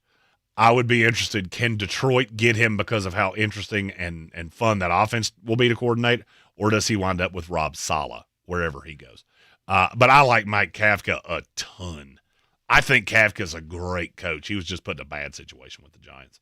I think you're in good shape with either one. I don't mind Jake Peets. I just think it's a little early on him. I think it's early on everybody with Seattle. I would like all of those guys to come back, and Clint Kubiak included. Stephen Tower, are you driving or flying to Pittsburgh? Depends on how big a pain in the ass it is for me to fly without a real ID this time. Because, frankly, I don't want the damn government to know all my stuff. That's not true. I'm just too lazy to go to the DMV. I'm not wasting a day to sit at the DMV for something I already have. I'm taking a stand. It's how I feel, and it's my right as an American. Damn it, I'm loud and I'm angry about some stupid thing that you tried to make me do. So it'll also depend on how many people we take. As of last projection, I think we're taking 10. So unless we're renting a freaking jet, we're going to take some cars because I can't afford to pay for that many plane tickets. So I will let you know that, though, as soon as I know, which will probably be pretty soon because the taskmaster over here has been making sure that I don't wait till the last minute to do things, which is overrated. Procrastination pays 100 times out of 100. Let's see. Putting in work said, I know I'm a fat kid because I heard the gong and immediately thought Taco Bell, not The Undertaker. I usually use the Taco Bell gong, so that actually makes more sense than you think. Hey, Greg Roman has been fired. Hallelujah. The Los Angeles Chargers might have a competent offense after all. Randy narrowed down on that Massis kid. He's from Cal. That actually does help because it's easier to see logos than just to see the name. I don't think I have him in my initial. I could be wrong. I could just be missing it. But like I said, I'll make a note and have something for you the next time we convene. Eamon Report said this is an excrementy quarterback class. Yes, it is. Putting in work said Hezekiah Massis is a better on-field athlete than underwear Olympics athlete. That might explain why I don't have him on the board because he may not be on my target list. So I deferred a lot to Bill this year on deeper divey guys, which, by the way, I've already said this, but Bill, thank you. I've slept a lot more this year than I did last year, and it's largely thanks to you. Eamon Report, Chargers did something smart, talking about firing Greg Roman. Calvin, who's the best 3-4 nose tackle in this class, I like Caden McDonald. If that's where you're going to steer with him, I like Dominique Orange. I think Lee Hunter could be. I don't know that that's going to be his best position in the NFL because even though he's big, I'm not sure that I don't want him in a 4-man front. So mine in order would be Caden McDonald 1, Dominique Orange 2, probably Daryl Jackson Jr. 3, Dante Corleone 4. And then you get into some deeper divey guys. Xavier Harris, I like him a lot. So that's my top 5. Jonathan Welch said, as long as she goes grocery shopping with us and watched you drop $500 on liquor. That is true. I did do that. Who passes the eye test despite the measurables and stats is from Kelvin Joyner. That's a good question. And I'm actually going to have to use a list from Bill Workman to answer that because he really leans into measurables and shit. So let me pull up his latest list and see if there is a guy that has a low athletic grade.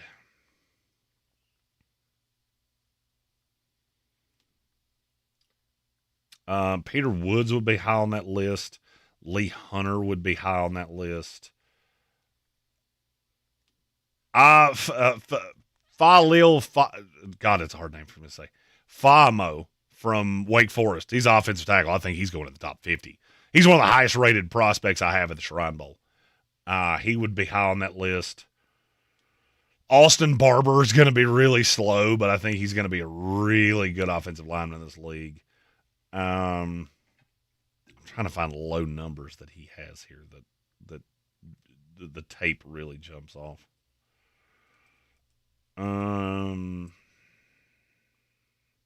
Zion Young, I don't think he's going to go nanners in terms of running really fast or being really long or any of those things, but I think he's going to be a really good player in the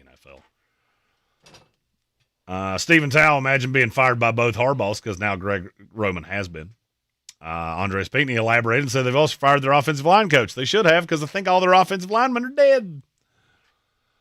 Top 3 centers for putting in work are Slaughter, Brailsford, and Coogan, with Lou a very close 4th. Wow, you have Lou at 4?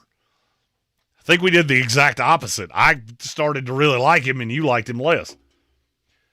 Moabdi, Jeremy, do you think this wide receiver class, like the running back class last year, a lot of good players, but maybe lacking blue-chip prospects? I don't. Well, I think there's an element, not in how you said it, but how that class unfolded. Because you wound up with a Marion Hampton, Travion, Judkins that I wound up really liking, and Genty. I think one of the higher drafted guys actually has a higher bust potential. But I really like Cornell Tate. I like Jordan Tyson. The injuries just scare the hell out of me. I really like Denzel Boston. And then you get into the depth, and you start getting into the Jacoby Lanes that are just – there's almost no doubt that they're going to be good players. Don't know that it'll be great, but they'll be good. Let's see. Stephen Towle, could Mike McDaniel follow Brian Flores to Baltimore? Because I'd like that. Is it possible? Yes, there was no crossover with them in Miami, so that would have to be more of an arranged marriage, but it's possible. Eamon Report says driving's better than flying. Depending on how far it is, I either agree with you vehemently or I disagree with you vehemently. If it's inside 6 hours, you're right. If it's more than 6 hours, pass. Put my ass on a plane. We did 14 to Green Bay last year, and I think that was the longest day of my life, and I've been divorced twice. Randy said, I don't think I've heard you mention Jonah Coleman. He might be my second best running back of the class. I like Coleman. He's just really short, and that doesn't do much for me. I don't dislike him. I just think he's a very specific kind of running back. Because he's a 5'9" bowling ball.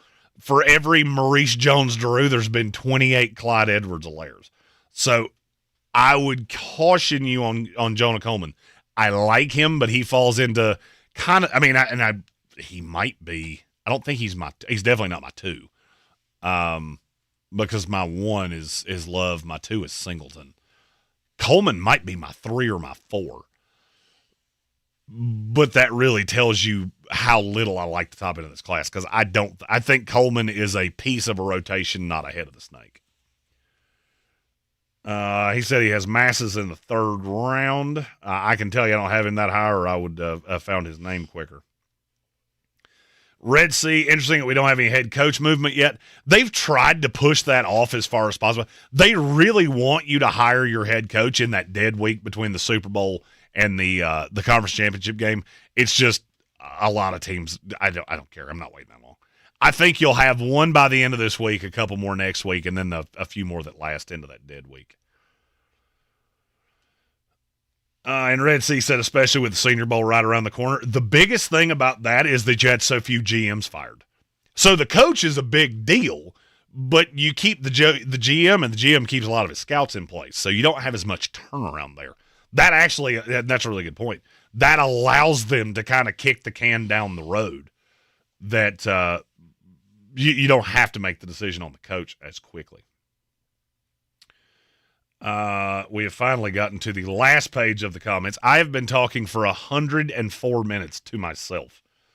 I just realized that, which means as soon as we get done with this page, it will be time for me to get out of here and drink about 7 more of these waters.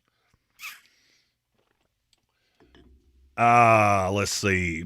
Putting in Work said Lee Hunter could play in a 3-man front, but will produce more in a 4-man. I agree with you wholeheartedly. Randy, also Taylor Green, interesting tools, developmental prospect. You think he's worth a draft pick for somebody who could develop him into a decent quarterback? I like Taylor Green a lot. I think he's about the only secondary quarterback prospect I like, because he does have the tools, and I think there's a possibility he just needs to be coached up. Who could coach him up? Washington would be interesting to me as a second quarterback. Problem is they have a lack of capital. Baltimore could be interesting. Anybody that has a history of developing not just mobile but legit running quarterbacks, because Taylor Green's got a killer arm and he's very mobile. I just want to see him develop. Let's see. And Gary said Green's a backup in Washington. I agree with you wholeheartedly. I just don't know that. I'm afraid he's going to get taken before they get a chance to take him. Wasteland Wanderer said Trinidad Chambliss may be on the board if he loses appeal. I think he will be, because I don't think he's going to win that appeal.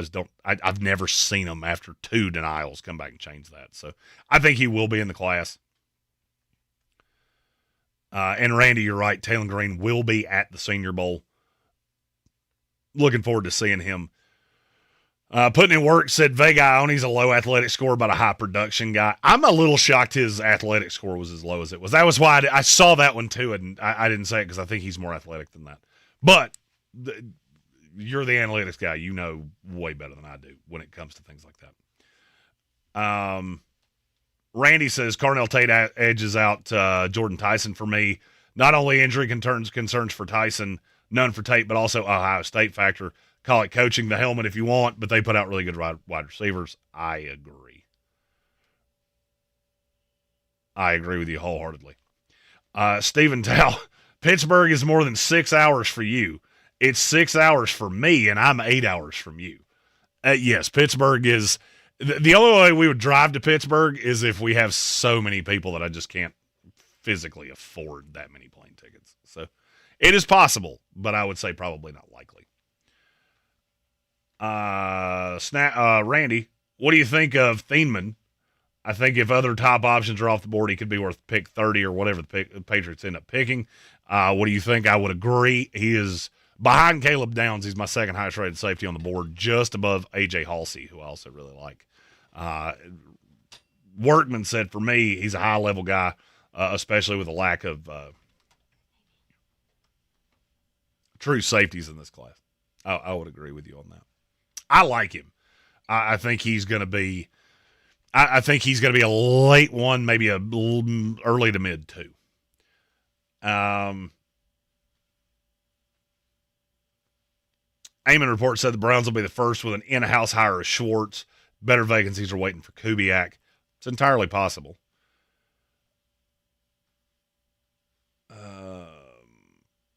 Putting in work said he's got that Massis kid from Cal in his rotational player tier. Wasteland Wanderer, Diego Pavia is an AB tier diva. Yeah, I'm really looking forward to getting a mic in front of him 2 weeks from now. Eamon's projecting Chambliss to the LA Rams. That makes a lot of sense to me. Gary Birch, Pavia is Juani football. Wasteland Wanderer, I could see it on Chambliss to LA. Stafford doesn't have long left in the NFL, especially with the injuries. Calvin asked, what round do you have Jake Slaughter at center going? Either late 2, early 3. I think he's got a really finite between about 50 and 75 because I do really like the tape on him.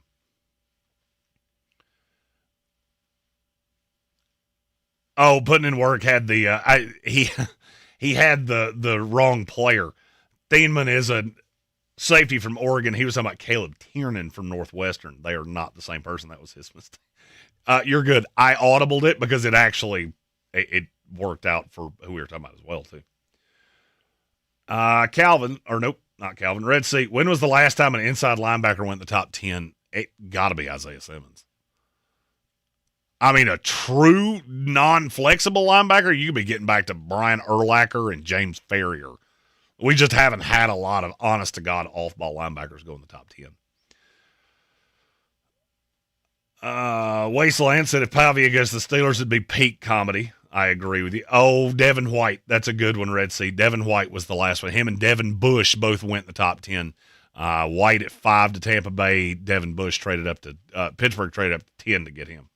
That is the last 2. Big Bird said Haynes King to Philly in day 3. It's entirely possible. Beauty's in the eye of the beholder in this quarterback class, and I could see them being interested in it. Everything I've heard about him is the kid works his ass off. I just don't know that he's a great prospect per se. And Gary Birch, Jalen Kilgore thoughts. Look, I have I'm not going to say a fascination, but I tend to really, really like South Carolina defenders. I did last year. I'm going to go ahead and tell you that I do this year. I like Jalen Kilgore a lot. The thing that makes me nervous is that I want him in a very specific role because I think he's a safety. I think in the NFL he will end up playing safety just solely because the coverage grade on him is not good enough. But I also think he has box safety written all over him. And I think if you really marinate down on that Ole Miss tape, that's where you see everything he can be. Also, the first half against Texas A&M. That was a really good half from Kilgore. There's been some up in the air of, is he going to be a corner? Is he going to be a safety? When I watch the tape on him, if I have cornerback out of my mind and it's just safety, I really like the tape. When I'm thinking corner, I tend to like it less. Gambit fan, I appreciate you. He said, thanks for doing this, Jeremy. It was a late fill for Tank because he came to me at about 9:15 this morning and said, I just really need to take care of some home fires. We got some fires burning with some family stuff. And I looked at Megan and said, the only thing I think I can prep in 3 hours is as much NFL draft talk as we can possibly do. Putting in work, said Jeremy's killed it today. 2 hours full send. I will say, Christiana, our new girl, brought me a very large monster, so I am incredibly caffeinated, and this one's full sugar instead of the zero sugar that I usually do. So if I talked a little fast, I apologize. Last question of the day will be Moabdi. So, Jeremy, what do you think of the college football playoffs expanding to 16? But the Big Ten wanting assurance of an expansion to 24 after a few years. What do you think is the ideal number? The ideal number for me is 16 because the buys are not working. So we go 16, 8, and then we do on-campus dates for those first two because that allows the money to be made by the programs that deserve it, the ones that earned home games. So we go 16, 8, and then we have 2 of the New Year's 6 in the semifinals, and we always end at the Rose Bowl. And I'm perfectly good with that. I am perfectly good with that. I think that's the honey hole. The Big Ten's not going to get exactly what they want because they want some assurances that I just don't think are coming. I don't think we need to get to 24, but I'm okay. I like more college football. I think this tournament's been fantastic. If they want to stay at 12, you know what? You have my vote because this has been as good as it's ever been, and I don't know that it's all that close. We got one game left that I think will be really good as well. Miami, Indiana, and we'll be breaking that down tomorrow. We'll be talking about Indiana and Miami in the national title game. We'll have some new mock draft things to talk about on the show tomorrow, some more Senior Bowl previews, and we'll preview the weekend at large. Tank should be back, so instead of me just running my yapper for 2 hours, it will be us together. I appreciate y'all and being willing to audible what you were expecting to hear today. T's and P's to Tank. Hope everything is taken care of. I got the thumbs up, so that's always a good sign. But hope everything is going well, my friend, and look forward to you being back right here with me tomorrow. As for the rest of it, Gary Birch said, is you or is you ain't my constituency. Draft talk with this group is heroin. I agree. And I'll be honest with you, that's why I went, you know what? We can make this work. Tank, you take care of things, and I'll take care of this. That was actually the last thing I said to him when he walked out the door. I can handle this. I think I got this. I can talk. I can talk real good, Coach. I appreciate all of you. Thank you for joining us in this kind of weird 2-hour version of the commercialist Sportsocracy, and we will see you guys tomorrow.